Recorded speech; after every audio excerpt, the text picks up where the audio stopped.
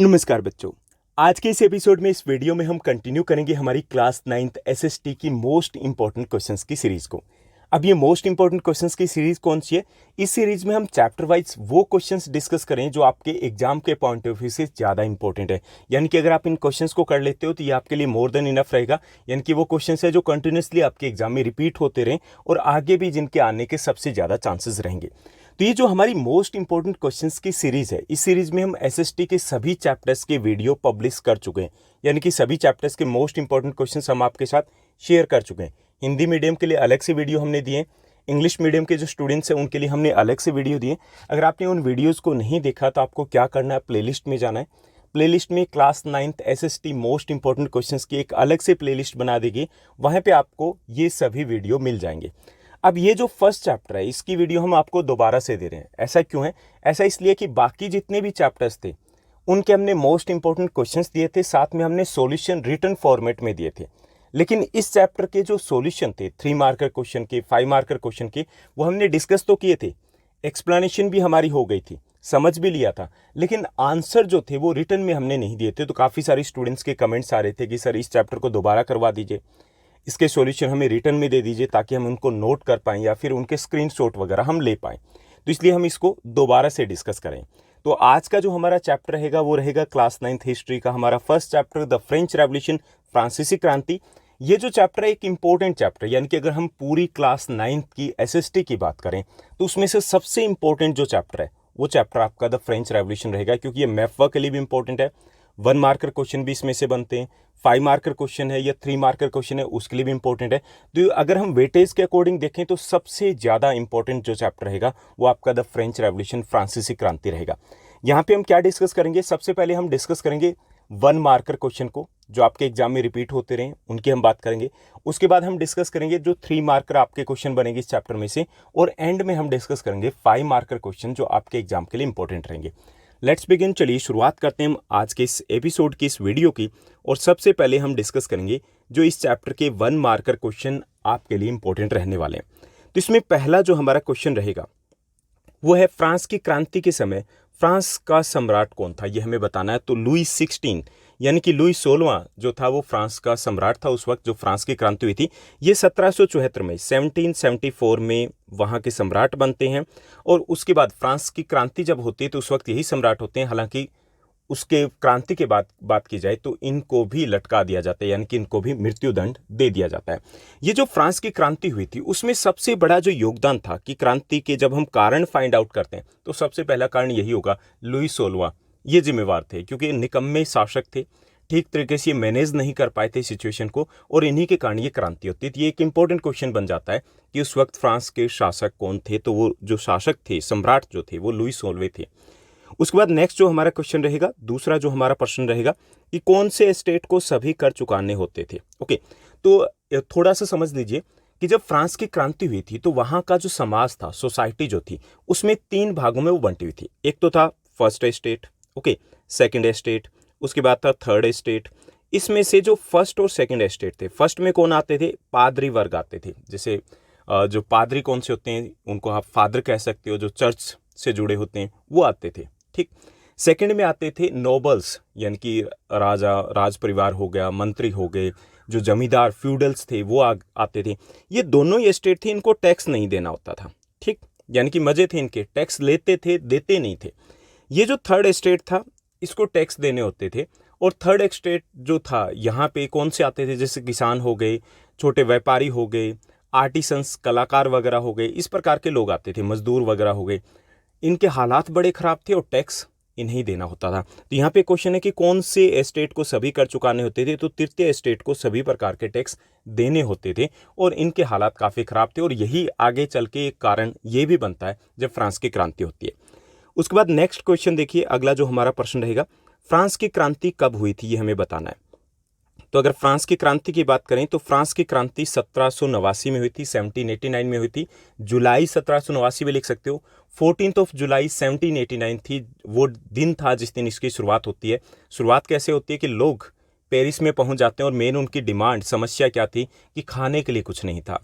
उन्हें लगा कि भूख मर के मरना है, तो दो ऑप्शन थे उनके सामने कि या तो भूख मर के मर जाओ या फिर लड़ के मर जाओ। तो उन्हें लगा कि चलिए सेकंड ऑप्शन के साथ जाते हैं, तो एंट्री कर जाते हैं और वहाँ पे बास्तील जो जेल थी, जिसको हम इंग्लिश में बेस्टाइल बोलेंगे, तो उस जेल के ऊपर ये हमला करते हैं और वहाँ से क्रांति की शुरुआत होती है। तो ये क्रांति 1789 में हुई थी, जुलाई 1789 भी 1789 भी लिखा जा सकता है। उसके बाद फोर्थ हमारा क्वेश्चन रहेगा कि तीसरे जो एस्टेट के जो लोग थे उनके द्वारा चुकाए जाने वाले प्रत्यक्ष कर का नाम क्या था? तो वो टाइल था। ओके, टाइल जो टैक्स था वो प्रत्यक्ष कर था। किसको दिया जाता था? ये कर सरकार को दिया जाता था, गवर्नमेंट को, सम्राट को दिया जाता है। यानी कि ये जो लोग थे वैसे तो कई प्रकार के छोटे बड़े टैक्स चुकाते थे, लेकिन दो मुख्य टैक्स थे, एक तो टाइल और एक था टाइल। टाइल जो टैक्स था वो गवर्नमेंट को दिया जाता था डायरेक्टली। उसके बाद नेक्स्ट जो हमारा क्वेश्चन रहेगा, फिफ्थ क्वेश्चन है, नेपोलियन फ्रांस का सम्राट कब बना? ये जो चैप्टर जब हम एनसीईआरटी में करते हैं, तो एनसीईआरटी में जब चैप्टर काफ़ी लेंथी दिया गया है, एंड में जब पहुंचेंगे तो लास्ट पेज के ऊपर नेपोलियन की बात आ जाती है, क्योंकि क्रांति जहां से शुरू हुई थी वहीं पे आकर के क्रांति रुक जाती है। कहां से शुरू हुई थी? राजतंत्र से, राजा का शासन था, और लास्ट में नेपोलियन भी एक राजा होते हैं, यानी कि बीच में डेमोक्रेसी आती भी है और चली भी जाती है। तो नेपोलियन फ्रांस का सम्राट कब बना था? तो नेपोलियन 1804 में फ्रांस के सम्राट बने थे। इन्हें आधुनिक यूरोप का निर्माता भी कहा जाता है, क्योंकि इन्होंने कुछ ऐसे बदलाव किए, कुछ ऐसे चेंजेस किए जिससे पूरा यूरोप बदल जाता है। ओके, और ये यूं कहा जाए कि एक अच्छे एडमिनिस्ट्रेटर भी थे। इन्होंने इस प्रकार के प्रशासनिक सुधार भी किए थे और लगभग से यूरोप के ऊपर इन्होंने कब्जा भी कर लिया था। तो 1804 में नेपोलियन बोनापार्ट हैं वो फ्रांस के सम्राट बनते हैं। उसके बाद सिक्स्थ हमारा क्वेश्चन रहेगा, छठा जो हमारा प्रश्न रहेगा, फ्रांसीसी क्रांति में लाल रंग की टोपी किस बात का प्रतीक थी? यह हमें बताना है। तो फ्रांसीसी जो क्रांति हुई थी उसमें लाल रंग की जो टोपी थी वो आज़ादी की, स्वतंत्रता की, फ्रीडम की प्रतीक थी। ओके, चलिए नेक्स्ट क्वेश्चन को देखते हैं। अगला जो हमारा प्रश्न रहेगा, सेवंथ क्वेश्चन है, टाइथ। टाइथ क्या था ये हमें बताना है। तो इसमें देखिए कि टाइल और टाइथ दोनों टैक्स थे। कौन देते थे? थर्ड एस्टेट वाले लोग देते थे। ओके, अब इसमें से एक टैक्स तो दिया जाता था गवर्नमेंट को, दूसरा दिया जाता था चर्च को। अब इसको जब हम लिखेंगे टाइथ को, तो इसमें TITHE यानी कि इसमें डबल टी आएगा। तो इससे थोड़ा सा आप याद रख पाओगे कि टी अगर दो बार आ रहा है तो इसका मतलब this is like that of A temple tax, जैसे अपने यहाँ पे टेम्पल होते हैं, या फिर कोई भी लगा लीजिए, हम एक सिंबॉलिक तौर पे इसको ले रहे हैं। तो ये चर्च को दिया जाने वाला टैक्स था। ओके, यानी कि एक धार्मिक कर था, रिलीजियस टैक्स था। तो टाइथ क्या था? कि तृतीय एस्टेट द्वारा चर्च को दिया जाने वाला धार्मिक कर था। तो ये एक इंपॉर्टेंट क्वेश्चन रहेगा कि आपको टाइल और टाइथ दोनों याद रखने, लेकिन उनमें से टाइल गवर्नमेंट को दिया जाता था और जिसमें डबल टी आ रहा है वो किसको दिया जाता था? वो चर्च को दिया जाने वाला टैक्स था। क्लियर? तो ये हमें याद रखना है। उसके बाद नेक्स्ट जो क्वेश्चन रहेगा, अगला जो हमारा प्रश्न है, आठवां प्रश्न है, कि फ्रांस में किस युग को आतंक के युग के नाम से जाना जाता था? ये हमें बताना है कि फ्रांस में कौन सा युग था जिसको आतंक का युग कहा जाता है, आतंक का दौर कहा जाता है। तो वो था 1793 से लेकर के 1794 का पीरियड। 1793 से 1794 के बीच का जो पीरियड था उसको आतंक का युग कहा जाता है। क्यों कहा जाता है? इसका कारण ये था कि इस दौरान काफ़ी सख्ती से जो एक तरीके से शासन को चलाया गया था, काफ़ी सारे लोग थे उनको लटका दिया गया था, मरवा दिया गया था, मार डाला गया था, कानूनों को भी बड़ी सख्ती से लागू किया गया था। तो इसलिए इसको आतंक का, रेन ऑफ टेरर कहा जाता है, डर का शासन कहा जाता है। ओके, कौन थे उस वक्त लीडर? उस वक्त जो लीडर थे, जो गवर्नमेंट को चला रहे थे, वो थे मैक्समिलियन रॉबस्पियर, जो जैकोबिन क्लब के नेता थे। ओके, उसके बाद नेक्स्ट रहेगा नाइन्थ जो हमारा क्वेश्चन दिया गया, जैकोबिन क्लब का नेता कौन था? अब ये क्लब क्या थे कि उस वक्त जैसे आजकल हमारी यहाँ पॉलिटिकल पार्टी होती है ना, अलग अलग पॉलिटिकल पार्टियाँ बहुत सारी है, हर गली मोहल्ले में एक ऑफिस मिल जाएगा आपको पॉलिटिकल पार्टीज़ का। उस वक्त पॉलिटिकल पार्टीज़ नहीं थी, उस वक्त क्लब बने थे। बाद में यूं कह सकते हैं वो क्लब ही पॉलिटिकल पार्टी थी। तो उसमें से जितने भी क्लब बने थे फ्रांस की क्रांति के दौरान और उसके बाद, उनमें से सबसे फेमस जो क्लब था वो था जैकोबिन क्लब। आमतौर पर इसके जो मेंबर थे वो थे जो गरीब तबके से लोग आते थे, जैसे मजदूर वर्ग हो गए, जैसे गुलाम हो गए, जैसे कलाकार वगैरह हो गए। ओके, जैसे जो बंटाई पे कृषि करने वाले किसान हो गए, वो सब कुछ इसमें काश्तकार वगैरह आते थे। तो इसमें क्लब का नेता कौन था? तो वो नेता थे Maximilian Robespierre. Okay, Maximilian Robespierre आगे चल के यही देश के मुखिया बनते हैं और इन्हीं के शासन को अभी हमने पढ़ा कि आतंक का शासन कहा जाता है। उसके बाद नेक्स्ट जो हमारा क्वेश्चन रहेगा, अगला जो हमारा प्रश्न है, 10वां प्रश्न है, कि नेपोलियन को किस युद्ध में और कब हार का सामना करना पड़ा? ये हमें बताना है। तो नेपोलियन को कब, किस युद्ध में हार का सामना करना पड़ा? तो 1815 में वाटरलू के युद्ध में नेपोलियन को हार का सामना करना पड़ा था। यानी कि वाटरलू का युद्ध था वो नेपोलियन का अंतिम युद्ध था। तो दोनों तरीके से पूछा जा सकता है, अंतिम युद्ध कौन सा था, तो वाटरलू का युद्ध था, उसमें हार का सामना करना पड़ता है और उसमें ब्रिटेन, फ्रांस और रशिया, ऑस्ट्रिया यानी कि ये देश मिल करके उसको हराते हैं, क्योंकि एक किसी देश के बस में नहीं था कि नेपोलियन को हरा पाए। और उसके बाद इनको सेंट हेलेना आइलैंड में, द्वीप है, वहाँ पे भेज दिया जाता है, जहाँ पे 1921 में इनकी डेथ हो जाती है। यही वो नेपोलियन थे जिनको आधुनिक यूरोप का निर्माता भी कहा जाता है। तो ये इस टाइप का क्वेश्चन भी पूछा जा सकता है। उसके बाद नेक्स्ट जो 11th क्वेश्चन है, लीवरे क्या है। कई जगह पे इसको लिब्रे भी लिखा जाता है, अपनी एनसीईआरटी में लीवरे लिखा गया है इसको। तो लीवरे क्या था, लीवरे फ्रांस की मुद्रा थी फ्रांस की क्रांति के समय, और 1794 में 1794 की बात करें तो इसको डिसकंटिन्यू कर दिया गया था, यानी कि इसको बंद कर दिया गया था। उससे पहले ये वहाँ की मुद्रा हुआ करती थी, करेंसी, जैसे अपने यहाँ पे रुपया है वैसे ही वहाँ की करेंसी थी। चलिए अगले नेक्स्ट क्वेश्चन की बात करते हैं। अगला जो हमारा प्रश्न है, फ्रांस गणतंत्र कब बना, ये हमें बताना है। तो फ्रांस 1792 में 1792 में गणतंत्र बना। ओके, अब ये गणतंत्र क्या होता है? गणतंत्र होता है ऐसा देश, जैसे इंग्लिश में कहेंगे Republic, India is a Republic country, है ना, रिपब्लिक कंट्री। लेकिन ब्रिटेन रिपब्लिक कंट्री नहीं है, जापान रिपब्लिक कंट्री नहीं है। तो ये है क्या गणतंत्र, वास्तव में है क्या?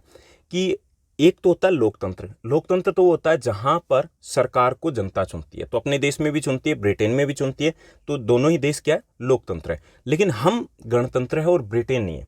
फर्क क्या है कि जिस देश का मुखिया चुना जाता है वो देश गणतंत्र कहलाता है। अपने यहाँ पे देश के मुखिया कौन है? प्रेसिडेंट है, राष्ट्रपति है। अभी की बात करें तो श्रीमती द्रौपदी मुर्मू है, वो हमारी प्रेसिडेंट है, तो वो क्या चुनी हुई है। तो हमारा देश क्या गणतंत्र है, रिपब्लिक है। जबकि ब्रिटेन में क्वीन होती है, महारानी होती है, क्वीन एलिजाबेथ है अभी, तो वो चुनी नहीं जाती ना, तो वो देश गणतंत्र नहीं है। हमारा देश गणतंत्र है। तो फ्रांस में 1792 में 1792 में फ्रांस है वो रिपब्लिक बन जाता है, क्योंकि उस वक्त राजतंत्र को खत्म कर दिया गया था। ओके, यानी कि उसको पूरी तरीके से अबॉलिश कर दिया गया था, तो उस वक्त वो गणतंत्र बन जाता है। उसके बाद 13th क्वेश्चन है, द सोशल कॉन्ट्रैक्ट पुस्तक जो बुक है वो किसने लिखी है, हमें बताना है। तो ये रूसो ने लिखी है। ये 2 या 3 पुस्तकों के बारे में, बुक्स के बारे में भी बात की गई इस चैप्टर में, क्योंकि ये पुस्तक या बुक्स थी जिन्होंने वहाँ के लोगों को एक तरीके से क्रांति के लिए प्रेरित भी किया, उकसाया कि अगर आप क्रांति करते हो तो ये बदलाव हो सकते हैं और ये संभव है, पॉसिबल है। तो लोग फिर खड़े हो गए थे कि हाँ, हमें ये सब कुछ चाहिए। तो द सोशल कॉन्ट्रैक्ट बहुत इंपॉर्टेंट क्वेश्चन है। ये जो बुक है ये रूसो ने लिखी थी, जीन जैकस रूसो ने। उसके बाद नेक्स्ट जो हमारा क्वेश्चन रहेगा 14th हमारा क्वेश्चन है, गिलोटिन क्या था, ये हमें बताना है। कि इस चैप्टर में गिलोटिन की भी बात की गई, गिलोटाइन कर दिया गया था काफ़ी सारे लोगों को, तो ये चीज़ क्या थी ये हमें बताना है। तो 2 खंभों के बीच में लटकती आरी वाली जो मशीन थी जिसे मृत्युदंड दिया जाता था उस वक्त, उसे गिलोटिन कहा जाता है।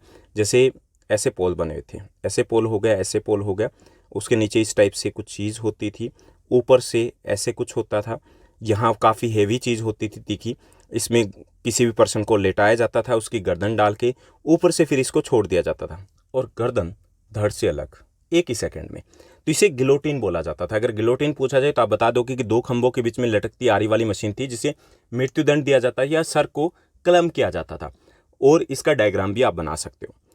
उसके बाद 15th हमारा जो क्वेश्चन रहेगा, फ्रांस में महिलाओं को वोट डालने का अधिकार कब मिला था, ये हमें बताना है। तो 1946 में फ्रांस में महिलाओं को फाइनली वोट डालने का अधिकार मिला था। फ्रांस में गणतंत्र की अगर बात करें, लोकतंत्र की बात करें, तो बहुत पहले आ गया था। वहाँ के लोग बहुत पहले अवेयर हो चुके थे, समानता की बात करते थे, स्वतंत्रता की बात करते थे। लेकिन महिलाओं को जो वोटिंग राइट था वो बहुत बाद में मिला है, 1946 में। ये क्वेश्चन भी बहुत बार आपके एग्जाम में रिपीट हो जाता है। उसके बाद नेक्स्ट जो हमारा क्वेश्चन दिया गया है, question number 16, the spirit of laws जो बुक है वो किसने लिखी है, हमें बताना है। द स्पिरिट ऑफ लॉज जो बुक है, इसके लेखक है मॉन्टेस्क्यू, हिंदी में कहीं मॉन्टेस्क्यू कह सकते हैं, इंग्लिश में हम मॉन्टेस्क्यू कह सकते हैं। ओके, तो ये रहेंगे हमारे 1 मार्कर मोस्ट इंपॉर्टेंट क्वेश्चंस जो आपके एग्जाम में आते रहें, रिपीट होते रहें और आगे भी आते रहेंगे। अब हम बात करेंगे इस चैप्टर के मोस्ट इंपॉर्टेंट 3 मार्कर क्वेश्चंस की। कौन कौन से क्वेश्चन है जो आपके 3 मार्कर के लिए इंपॉर्टेंट रहेंगे, जिनको आपको करना चाहिए और जो रिपीट होने के चांसेस रहेंगे जिनके। तो इसमें फर्स्ट आपका क्वेश्चन रहेगा कि फ्रांस की क्रांति से पहले फ्रांसीसी समाज कौन से 3 वर्गों में विभाजित था, यह हमें बताना है। तो फ्रांस की क्रांति से पहले जो फ्रांस का समाज था वो 3 वर्गों में विभाजित था, प्रथम स्टेट, द्वितीय स्टेट और तृतीय स्टेट। अब इतना नहीं लिखना, थोड़ा सा आगे भी लिख सकते हो, क्योंकि यहाँ पे मैंने सिर्फ एक्सप्लेनेशन देनी है तो मैंने हेडिंग लिखी है। प्रथम स्टेट में पादरी वर्ग आते थे, यानी कि जो धार्मिक व्यक्ति थे वो उसमें आते थे, और इनको किसी प्रकार का कोई भी टैक्स नहीं देना पड़ता था। दूसरा स्टेट था, इसमें नोबल्स आते थे। नोबल्स मतलब राज परिवार के लोग हो गए, मंत्री हो गए, फ्यूडल्स हो गए, जो जमींदार वगैरह थे वो हो गए, बड़े बड़े ऑफिशियल्स वो हो गए, वो आते थे और इनको भी टैक्स नहीं देना पड़ता था। तीसरे स्टेट में कौन आते थे? बाकी सारे बच गए। छोटे व्यापारी हो गए, बिजनेसमैन हो गए, लॉयर हो गए, किसान हो गए, काश्तकार हो गए, मजदूर हो गए, गुलाम हो गए, वो सारे के सारे तृतीय स्टेट में आते थे। वो सारे के सारे टैक्स तृतीय स्टेट को देने होते थे। और तृतीय स्टेट की जो कंडीशन, हालात थे वो बहुत ख़राब थे फ्रांस की क्रांति के समय, तभी तो वो क्रांति होती है। ओके, तो ये हो गया हमारा फर्स्ट क्वेश्चन। उसके बाद सेकंड जो हमारा क्वेश्चन रहेगा 3 मार्कर में, जो इंपॉर्टेंट है, वो दिया गया कि फ्रांस में किस अवधि को आतंक राज के नाम से जाना जाता और क्यों। ये हमें बताना है कि कौन सा पीरियड था जिसको आतंक का शासन कहा जाता है और क्यों कहा जाता है, ये हमें बताना है। ओके, तो 1793 से 94 तक की जो अवधि है उसको आतंक का शासन कहा जाता है। 1793 से 94 का जो पीरियड है उसे कहा जाता है रेन ऑफ टेरर। ओके, आतंक का शासन। इस वक्त कौन थे मुखिया? इस वक्त देश के मुखिया थे मैक्सिमिलियन रॉब्सपियर, जो जैकोबिन क्लब के नेता थे। तो रॉब्सपियर हैं, उन्होंने सख्त नियंत्रण और कड़े दंड की नीति का पालन किया था इस टाइम पीरियड में, यानी कि उन्होंने कानूनों को बड़ी सख्ती से लागू किया था और जो भी पकड़े जाते थे, कानून का उल्लंघन करते थे, उनको सीधा मृत्युदंड वगैरह दिया जाता था। तो इसलिए लोगों में एक डर व्याप्त था। मैक्सिमिलियन रॉब्सपियर ने क्या किया कि उन सभी व्यक्तियों को मौत की सजा सुनाई जिन्हें वह गणतंत्र का दुश्मन मानता था, रिपब्लिक का, देश का दुश्मन समझता था। चाहे वो पूर्व कुलीन वर्ग हो, यानी कि नोबल्स हो, चाहे वो पादरी वर्ग हो, चाहे वो किसी पॉलिटिकल पार्टी के मेंबर हो, और चाहे वो जैकोबिन क्लब, जो उसकी खुद की पार्टी थी, खुद का क्लब था, उसके सदस्य हो, उन सभी को वो सीधे तौर पर मृत्युदंड की सजा देता था। इसलिए इस दौर को हम आतंक का शासन कहते हैं, डर का शासन कहते हैं, जिसमें लोगों में डर या खौफ पैदा कर दिया गया था। उसके बाद नेक्स्ट जो हमारा क्वेश्चन रहेगा, अगला जो हमारा प्रश्न रहेगा, तीसरा क्वेश्चन है जो आपके शॉर्ट आंसर टाइप क्वेश्चन के लिए, जो 3 मार्कर क्वेश्चन है उसके लिए, कि फ्रांस की क्रांति के समय महिलाओं की क्या स्थिति थी, ये हमें बताना है। तो फ्रांस की क्रांति की बात करें तो उस वक्त महिलाओं की स्थिति ज़्यादा अच्छी नहीं थी। नॉर्मली अगर हम पहले पॉइंट अगर लिखना चाहे तो ऐसे लिख सकते हैं, ज़्यादा अच्छी नहीं थी। महिलाओं को सामाजिक रूप से पुरुषों से कमतर माना जाता था, यानी कि बराबरी का दर्जा नहीं प्राप्त था। चाहे वो कानूनी तौर पे हो, चाहे वो घर में हो, चाहे वो परिवार में हो, चाहे वो समाज में हो, उनको कमतर समझा जाता था और उनको एक समानता का अधिकार प्राप्त नहीं था। अधिकांश महिलाओं की शिक्षा तक भी पहुंच नहीं थी, यानी कि उनको पढ़ने का अधिकार भी नहीं था। केवल प्रथम और द्वितीय स्टेट और अन्य धनी वर्ग की कुछ महिलाएं थी, वही पढ़ लिख सकती थी तृतीय स्टेट की, क्योंकि ज़्यादातर लोग तो तृतीय थर्ड स्टेट में आते थे ना, तो उनको पढ़ने लिखने का अधिकार उन महिलाओं को नहीं था। तीसरा, जो तृतीय स्टेट की महिलाएं थीं, उन्हें छोटे मोटे काम भी करने पड़ते थे, जैसे कुछ फल बेचती थी, कोई फूल बेचती थी, कोई घरेलू नौकरों के रूप में कार्यरत थी। तो यूँ कह सकते हैं कि ना तो उन्हें समानता का दर्जा प्राप्त था, ना उन्हें कानूनी अधिकार प्राप्त थे, ना उन्हें शिक्षा का अधिकार प्राप्त था। उन्हें कई प्रकार के कार्य भी करने पड़ते थे। तो यूँ कह सकते हैं कि उनके हालात, उनकी स्थिति ज़्यादा अच्छी नहीं थी। क्लियर, समझ में आ गया ना? तो चलिए हम नेक्स्ट क्वेश्चन की बात करते हैं। चौथा जो हमारा प्रश्न रहेगा, फोर्थ हमारा क्वेश्चन दिया गया कि नेपोलियन द्वारा किए गए किन्हीं 4 प्रशासनिक सुधारों को हमें बताना है। ओके, नेपोलियन को, जैसे मैंने अभी थोड़ी देर पहले आपको बताया था कि नेपोलियन को आधुनिक यूरोप का निर्माता कहा जाता है। उनको याद किया जाता है कि यूरोप जो अब आगे है उसकी नींव, पहली जो ईंट थी वो नेपोलियन ने ही रखी थी। तो नेपोलियन ने क्या क्या सुधार किए थे? कुछ प्रशासनिक सुधार सिर्फ बताने। तो पहला ये था कि उन्होंने सामंती व्यवस्था को समाप्त कर दिया था। अब ये सामंती व्यवस्था क्या थी? जैसे उसमें ये होता था, जैसे जो जमींदार अपने यहाँ पे इंडिया में पहले होते थे, जमींदार होते थे और उनको ज़मीनें दे दी जाती, 10 गाँव की, 20 गाँव की, 30-40 गाँव की, जो सैकड़ों हजारों एकड़ ज़मीन थी, वो टैक्स लेते थे किसानों से और उसका कुछ हिस्सा सम्राट को, सरकार को देना होता था और बाकी हिस्सा अपने पास रखते थे। उससे क्या थे कि समाज का जो नीचे वाला तबका था, जो किसान थे, वो पिस जाते थे, क्योंकि वो ठीक तरीके से उनके साथ बिहेव नहीं करता था, उनको दबा करके रखता था अपने मुनाफे के चक्कर में। तो नेपोलियन ने क्या किया कि डायरेक्ट टैक्स सिस्टम ले आया। उसने सामंती व्यवस्था को ख़त्म कर दिया कि डबल टैक्स क्यों। ओके, तो इससे काफ़ी बड़ा सुधार था। किसानों के हालात भी सुधरे, देश के हालात भी सुधरे, टैक्स भी ज़्यादा उनको मिलने लग गया और किसान भी खुश थे। दूसरा था, जन्म आधारित विशेषाधिकार समाप्त कर दिए गए। पहले क्या था कि फ्यूडल अगर कोई बन गया, ओके, सामंत बन गया, उसका बेटा सामंत, कोई अगर पादरी है उसका बेटा, यानी कि वो सारे अधिकार ऐसे ही मिलते थे, उसने ख़त्म कर दिया। उसने कहा कि जो योग्य है वही वहाँ तक पहुँचेगा, यानी कि बाप के बाद उसका बेटा, उसके बाद उसका बेटा, ये वाला सिस्टम नहीं चलेगा। तो ये भी जन्म आधारित जो अधिकार थे कि वो इस परिवार में या इस कैटेगरी में आ रहा है तो उसको ये सारे राइट्स मिलेंगे, उसको ख़त्म कर दिया। इसके साथ साथ एक देश एक कानून लागू कर दिया कि चाहे वो कोई भी हो, सबके लिए कानून एक जैसा रहेगा, देश के हर हिस्से में एक जैसे कानून रहेंगे। यानी कि ये फर्स्ट एस्टेट में आता है, ये सेकंड में आता है, तो इसके लिए अलग कानून होंगे, वो ख़त्म कर दिए। तीसरा, एक देश एक मुद्रा, हालांकि पूरी तरीके से लागू नहीं आता, लेकिन बहुत सारी करेंसी थी अलग अलग भागों में यूरोप में, तो उसने पूरे यूरोप में करेंसियों की संख्या को सीमित कर दिया था। इसके साथ साथ एक देश एक जैसी कर प्रणाली को अपनाया गया था, जो अलग अलग कर थे उन करों को समाप्त कर दिया गया था, तो ये भी एक बड़ा सुधार था। इसके अलावा संचार व्यवस्था उसको सुधारा गया, परिवहन व्यवस्था उसको सुधारा गया। संचार में था उस वक्त जो डाक वगैरह की व्यवस्था थी उसको सुधारा गया, व्यापार की व्यवस्था उसको सुधारा गया, तो कई सारे सुधार किए गए थे। भूमि सुधार है उसकी तरफ भी ध्यान दिया गया था। लोगों को प्रॉपर्टी का अधिकार भी दे दिया गया था कि अगर आप पैसा कमा रहे हो, प्रॉपर्टी कमा रहे हो, तो राजा ये नहीं कि जब मर्जी उसको छीन लेगा, छीन नहीं सकता। ओके, तो ये सब कुछ किया गया था। तो चलिए अब हम बात करते हैं नेक्स्ट सेक्शन की, और यहाँ पे हम नेक्स्ट जो हमारा क्वेश्चन है कि जो क्रांतिकालीन फ्रांस है उसमें महिलाओं की प्रमुख मांगे कौन सी थी।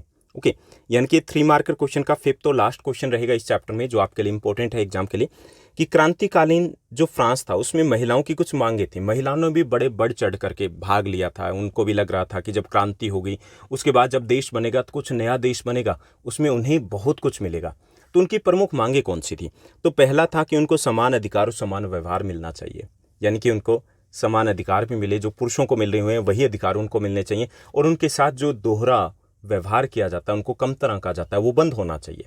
पहली मांग तो ये थी। दूसरी मांग थी कि महिलाओं को भी वोट का अधिकार मिलना चाहिए। उस वक्त जैसे फ्रांस की क्रांति के बाद की बात करें तो वोट का अधिकार तो मिल गया था, पुरुषों को मिला था ना, और उसके में भी धनी पुरुषों को मिला था शुरुआत में। तो यहाँ पे महिलाओं का ये था कि पुरुषों को अगर मिलने वाला है तो हमें भी दिया जाए, वोट का अधिकार होना चाहिए, बराबरी की बात होनी चाहिए। तीसरी उनकी मांग थी कि असेंबली के लिए चुने जाने और राजनीतिक पद धारण करने का भी अधिकार होना चाहिए, यानी कि हमें भी असेंबली के लिए, क्योंकि वो चुनाव ही नहीं लड़ सकती थी, वोट का अधिकार ही नहीं था, तो वो ये भी चाहते थे कि सिर्फ वोट का अधिकार ही ना मिले, वोट का अधिकार भी मिले, असेंबली के लिए चुने जाने का अधिकार भी मिले, और हम भी ऊपर ऊंचे ओहदे तक पहुंचे, वो अधिकार हमारे पास होना चाहिए। तो ये 3 प्रमुख मांगे थी। हालांकि इनमें से कुछ भी ऐसा नहीं होता है, यानी कि उनकी कोई भी मांग है वो पूरी तरीके से स्वीकार नहीं होती है। जैसे राइट टू वोट है, वो बहुत आगे चल के 1946 में जाकर के उनको मिला था। ओके, तो ये हो गए हमारे इस चैप्टर के 3 मार्कर क्वेश्चन। अब हम बात करेंगे 5 मार्कर क्वेश्चन की, जो इस चैप्टर के हैं और आपके लिए इंपॉर्टेंट रहेंगे। तो यहाँ से केवल 2 ही 5 मार्कर क्वेश्चन है जो बनेंगे, जो आपके एग्जाम में आ सकते हैं, या फिर लास्ट 10 ईयर्स में आपके एग्जाम में रहें, चाहे वो KVS का एग्जाम हो, JNV का हो, या फिर वो दिल्ली के स्कूल्स हैं उनका रहा हो, या किसी भी CBSE स्कूल का रहा हो। तो इसमें सबसे इंपॉर्टेंट जो क्वेश्चन रहेगा, पहला क्वेश्चन है कि फ्रांस की क्रांति के प्रमुख कारण क्या थे। 5 मार्कर क्वेश्चन है ये, तो हमें क्या करना है, हमें हेडिंग के अकॉर्डिंग लिखना है, और जैसे मैंने यहाँ पे सेम लाइन में किया, आप क्या करोगे कि हेडिंग को अंडरलाइन करोगे और नेक्स्ट लाइन से इसके आंसर को आपको स्टार्ट करना है। इस टाइप से आपको लिखना है, और हर पॉइंट के बीच में एक लाइन को ब्लैंक छोड़ने वाले हो। क्लियर? तो फ्रांस की क्रांति के कई सारे कारण थे। इसमें पहला कारण था लुई 16वें का निरंकुश शासन, कि लुई 16वां था, उसने क्या किया कि युद्धों में फ्रांस के वित्तीय संसाधनों को समाप्त कर दिया, इनके खजाने को खाली कर दिया। कभी पड़ोसी के साथ पंगा तो कभी दूसरे के साथ पंगा। जब यहाँ पे पड़ोसियों के साथ निपट जाता था तो वो नॉर्थ अमेरिका में जाकर के वहाँ अमेरिका की जो कॉलोनी थी उनको सहायता करने में लग जाता था ब्रिटेन के खिलाफ, यानी कि युद्धों में उलझा रहा, और इससे उसका खजाना खाली हो गया। दूसरा, अपने फालतू के खर्चों को पूरा करने के लिए उसने क्या किया, टैक्स बढ़ाने शुरू कर दिए।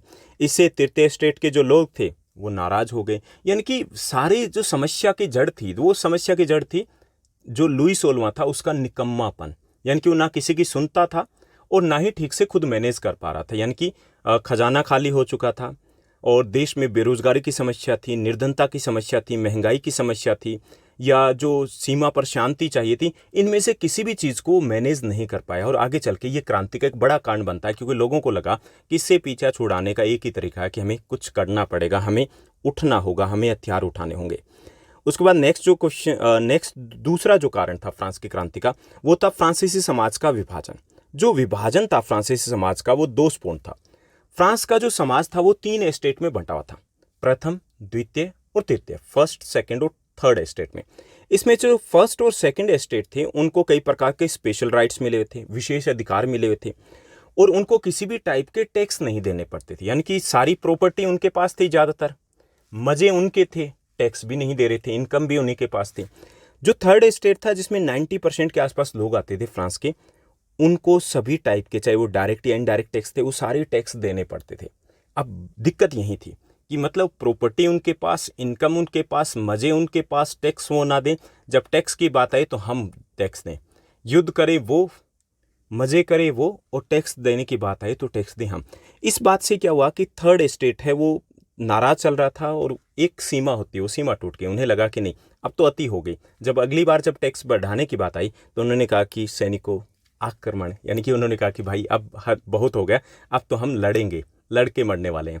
ओके, तो फ्रांसीसी समाज का ये जो विभाजन था, जिसमें भेदभावपूर्ण टैक्स प्रणाली थी, इससे भी ये भी एक बड़ा कांड बना फ्रांसीसी क्रांति का। तीसरा कांड था महंगाई। फ्रांस की जो जनसंख्या थी उसमें वृद्धि हुई थी। फ्रांस की क्रांति के समय लगभग यूं कह सकते हैं 2 करोड़ 80 लाख के आसपास जनसंख्या पहुंच चुकी थी, जो 2 करोड़ 30 लाख के आसपास थी पहले। ओके, यानी कि कुछ वर्षों में, पिछले 50 वर्षों में इतनी जनसंख्या बढ़ गई थी। इससे क्या हुआ कि खाद्यान्न की मांग है, जो फूड है उनकी, फूड ग्रेन्स की मांग बढ़ जाती है। इसलिए जो ब्रेड और अन्य वस्तुओं की कीमतों में तेजी से बढ़ोतरी, क्योंकि एक तो मांग बढ़ गई थी, दूसरा ये था कि फ्रांस की क्रांति के आसपास अकाल पड़ा, कभी जैसे ओलावृष्टि हुई, फसलें खराब हो गई थी, तो जो खाद्यान्न थे उनकी कीमतें बढ़ जाती है। अब कीमत बढ़ गई, गरीबों के हालात तो वैसे ही खराब थे, बेरोजगारी थी, तो इनको खरीद नहीं सकते थे। इससे अमीर गरीब के बीच में खाई चौड़ी होती गई, और अंत में कुछ ऐसी नौबत आ गई कि खाने के लिए भी लाइनों में लगना पड़ता था। तो अब तो क्रांति होनी थी, क्योंकि और कोई ऑप्शन ही नहीं बचा था। तो एक ये भी बड़ा कांड था कि अगर ये शायद ना होता तो हो सकता है कि क्रांति आगे पोस्टपोन हो जाती या फिर ना भी होती। ओके, तो ये भी एक बड़ा कांड था कि महंगाई की समस्या के कारण भी लोग तंग आ चुके थे, तो इसलिए भी वो क्रांति आगे चल के होती है। उसके बाद चौथा जो कारण था फ्रांस की क्रांति का, वो था दार्शनिकों की प्रेरणा। कि उस वक्त बहुत सारे दार्शनिक थे जिससे लोग प्रेरित हुए, जैसे कि जॉन लॉक हो गए, रूसो हो गए, मोंटेस्क्यू हो गए।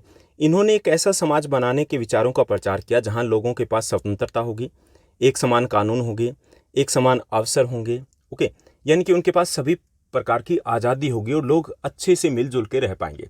क्योंकि उन्होंने बात की थी कि एक व्यक्ति के पास शक्तियाँ नहीं होनी चाहिए, ये न्यायपालिका अलग होनी चाहिए, विधायिका अलग होनी चाहिए, कार्यपालिका अलग होनी चाहिए, लोगों के पास समानता का अधिकार होना चाहिए, लोगों के पास अपनी सरकार को चुनने का अधिकार होना चाहिए। लोगों को लगा कि हाँ, ये आइडिया तो अच्छा है, एटलीस्ट हम चेंज कर पाएंगे, एटलीस्ट हमारे पास होनी चाहिए, क्योंकि टैक्स हम दे रहे हैं, काम हम करें, देश हमसे बनता है।